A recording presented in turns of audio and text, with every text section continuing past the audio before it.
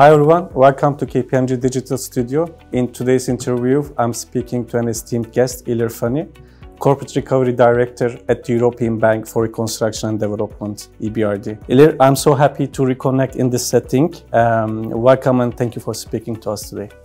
Thank you for having me. Yeah. Although I have an idea of the answer from working in your team at EBRD, I still would like to ask for the audience. Could you give us a couple of minutes on your background and your role at EBRD? Of course. Currently I manage the non-performing loans division of the EBRD, projects that don't necessarily go as well as we hope when we approve them. It's a mid to small size team. We manage a portfolio of nearly 2.7 billion euros, and as part of this we engage with many other banks, lenders, aside from our clients, and then companies, advisors like yourselves in the process of trying to restructure. My background is finance. I've been a banker all my life, most of my career in the front line, making loans, and at this point trying to recover them. So today I'll try to benefit from this expertise. To begin with, EBRD is operating in over 40 countries and covering a wide geographical area across 3 continents. And I think that makes EBRD pretty much integrated with the global developments. And speaking of global developments, many dynamics at play.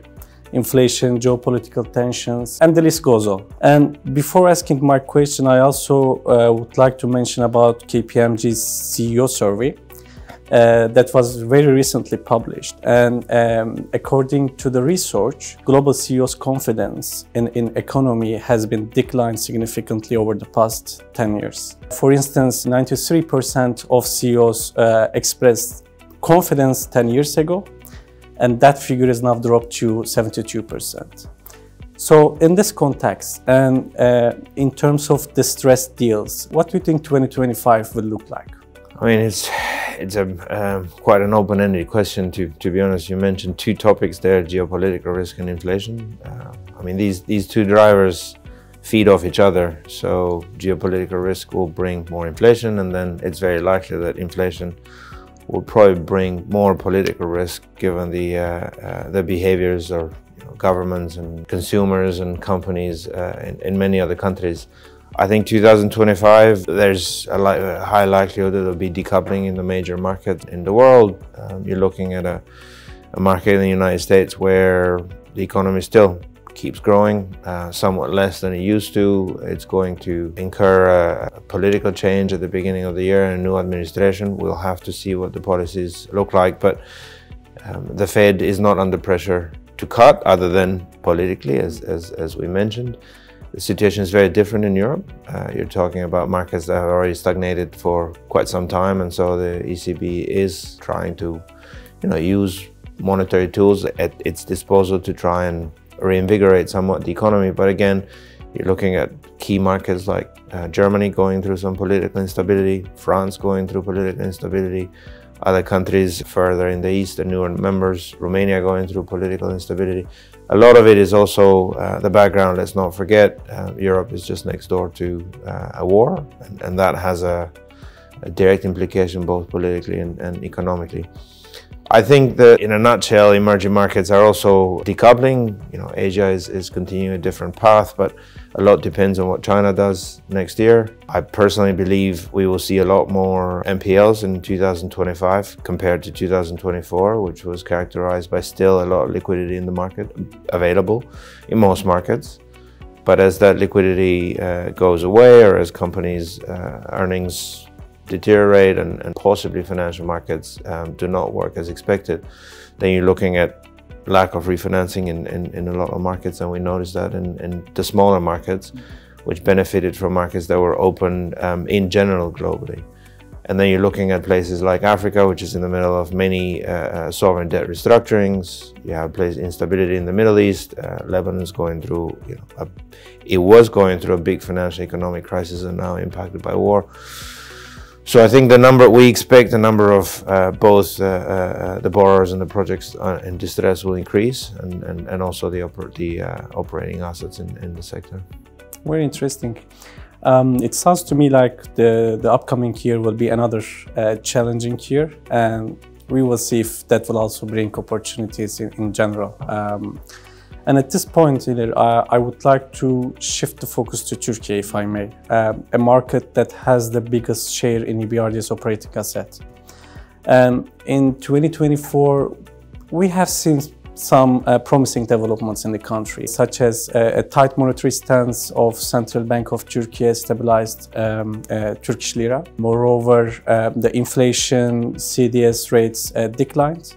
So as I said, those are the promising developments, but in the upcoming period, the steps to be taken will remain to be crucial. At this point, I would like to hear your expectation in Turkey region, again from the stressed asset point of view.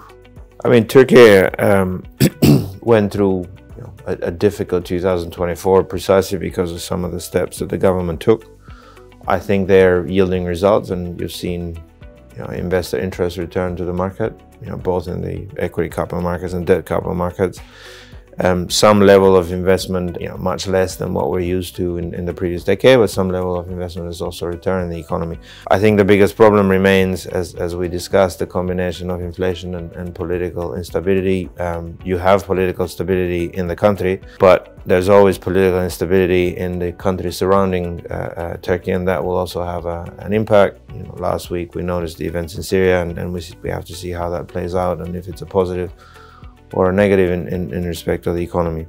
I think the biggest factor in the first 6 months, in my view, in Turkey will be the inflation, and to the extent that that comes down according to what the government expects, I think you're likely to see continued improvement both in spreads and stability of the lira. Any negative developments, be that domestically driven or externally driven, will lengthen the period of the somewhat uncertain period of when is the inflation going to fall, and I'm sure a lot of CEOs are waiting for the rates to come down. The rates in Turkey are still incredibly high, in my personal opinion, and they need to come down to a level where companies can continue to do business. You have the benefit in Turkey that it's a very large domestic market, and so it drives a big part of the economy. It's an economy that also has a good balance between domestic consumption and export. But unfortunately, at the beginning of the speech, I also talked about the slowdown in Europe, and those are some of the traditional markets, and we have to see where the benefits from export can actually come from in the event that domestic consumption falters. I think the situation is a lot better. You've seen that in the ratings by the rating agencies, the investor interest in general, all the press releases. I'm personally quite optimistic about the market in Turkey. I was never as pessimistic as most people were a few years ago, that. But equally, it's a positive trend will need to continue for some time for people to believe that Turkey is fully back. Well, thank you, Ilir, very insightful. And on the positive developments, we also observe some appetite from out of the country to invest in Turkey, as well as for the investor side, as well as the international financial institution side. So it seemed to be promising. Speaking of Turkish economy, I also would like to take a moment to focus on energy sector, because looking at the project finance loans or corporate finance loans, volume-wise, energy sector stands out. And I think Turkey was very successful in improving its installed capacity with the renewable portfolio. Again, renewable energy investments, battery storage investments, hybrid power plants seem to be prominent on the company's agenda. On the distress side, we observe some capacity utilization rate issues, particularly for hydroelectric power plants due to reduced hydrology, and also for geothermal power plants. And on top of that, what we observe is the cash flow disruptions. That is mainly due to the misalignment between currency depreciation and the inflation. And that's leading to the disruptions. So energy sector specifically, and again, to the corporate recovery point of view, what is your expectation in the upcoming trends in the new year? Yeah, I mean, the energy sector, I think, continues to be probably the most difficult for us in terms of the distressed restructuring in Turkey, but not just in Turkey. The sector everywhere is going through a major transition because of the trends that you mentioned, renewable energy, significant investments in not just in storage but also in other forms of distribution. And fundamentally, energy and the cost of energy are a key driver in the economy. Turkey has done very well in trying to diversify its sources of energy generation. However, the dislocation that happened as a result of the 2018 financial crisis was very big in my view, and supply demand still have some way to go to recover, or at least find an equilibrium from where it's not only about being able to restructure the old projects but also facilitate new investments. I think it's a sector that needs long-term planning. You cannot necessarily look at very short-term considerations when you're planning major investments, given size, given impact on the rest of the economy, and therefore this will be a major decision factor whenever investors will invest in new capacity. That capacity so far has been coming through renewables, because Turkey has important targets to meet with regard to reduction of carbon emissions and 2030 targets, objectives. But equally, I think we cannot forget the fact that unless we fix the broken projects, there won't be a lot of peace in the sector. There's a lot of debt overhang. That debt overhang can only be repaid or restructured with cash flow profits. Pro forma accounting profits are great, but they don't necessarily pay down debt, and therefore that's where I continue to believe drivers that go against each other, revenue generation and profit versus inflation. Inflation will help in repay debt, but it also depreciates the earnings. Therefore, so long as we find a balance, there will be some positive outcome. Otherwise, we're looking at, I think, significant protracted disruption in the sector. I see. Yeah, indeed. I think in the upcoming period, we will closely follow that developments. And I think the support mechanism, like a renewable energy support mechanism like YEKTEM, played a crucial role in the market. Hopefully in the upcoming period we will see that kind of supports in the market. Ilir, you have an extensive experience. Under the roof of the bank, you worked with banking teams and risk teams, and you have been leading the corporate recovery team for some time. Based on your expertise, what are the most common issues you observe in a distressed deal? And is there any underlying factors to that distressed situation? I mean, look, it's hard to generalize, but distress usually it's a normal phase of the economy where the exuberance of the growth years is replaced by the hard reality of how you're actually going to repay debt when the economy slows down. We have lived through an era of unprecedented monetary expansion. You looked at years or decade of zero or negative interest rates, which have distorted in a way the way that we determine the viability of a lot of projects, particularly project finance, which requires long-term projections.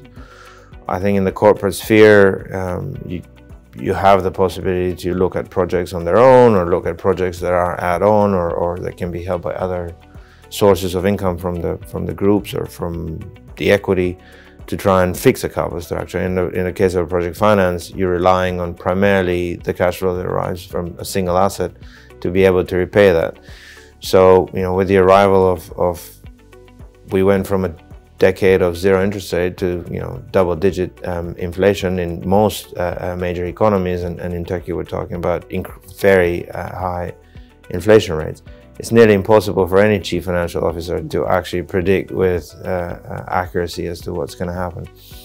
In terms of distress, I mean, the process is no different independent of the crisis. So at the beginning you have denial, then you have acceptance, then you have grief for the loss, and then finally you end up in a restructuring phase. If I may also pick on one point, we lived through nearly 3 years of nearly suspended animation because of COVID. I think it was an unprecedented event in the history of the world, and financial markets, legal systems, borrowers and banks alike were affected.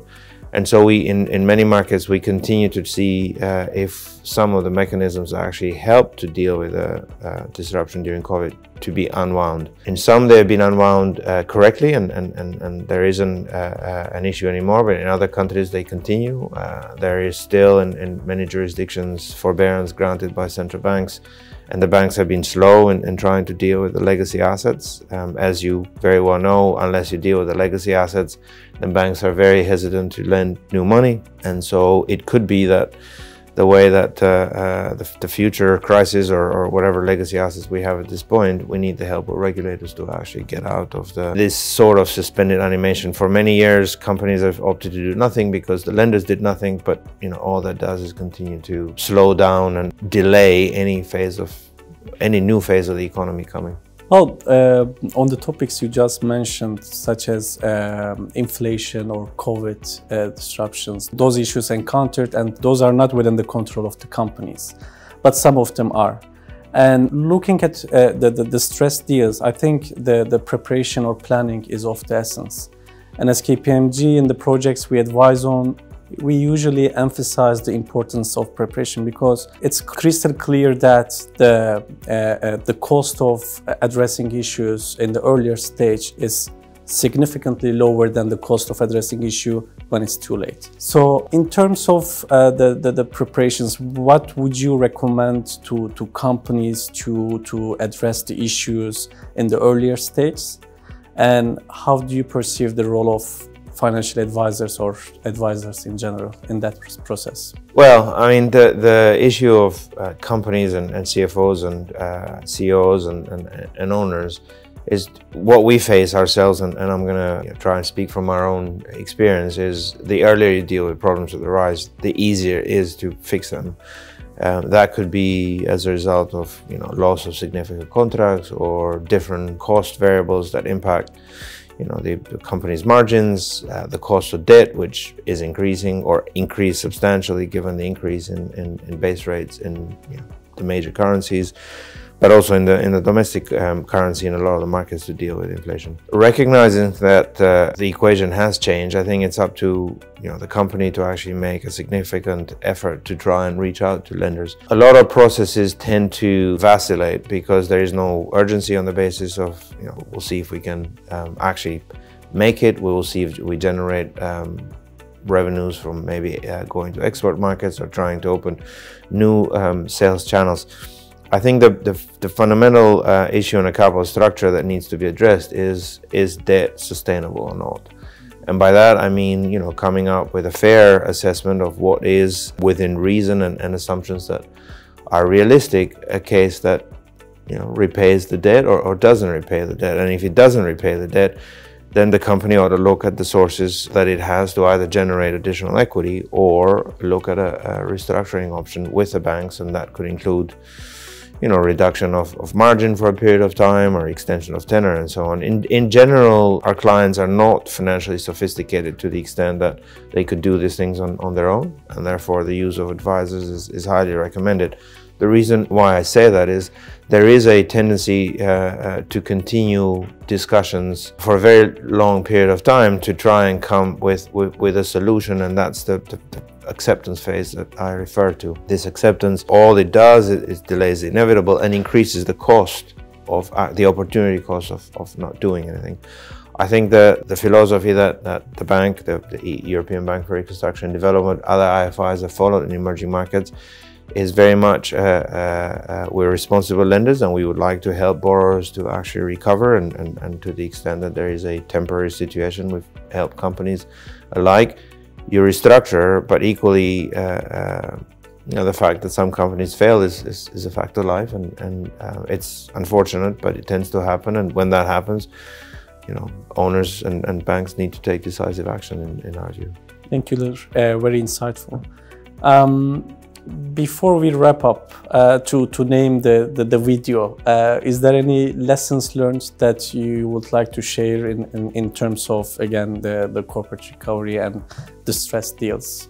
I mean, the key lesson that I referred to is basically the establishing of trust between the various partners. And I mean, owners and managers and the lenders alike. I think in this context, managers need to be the agents of change, if I say so, and they need to be truthful to all the parties in the process.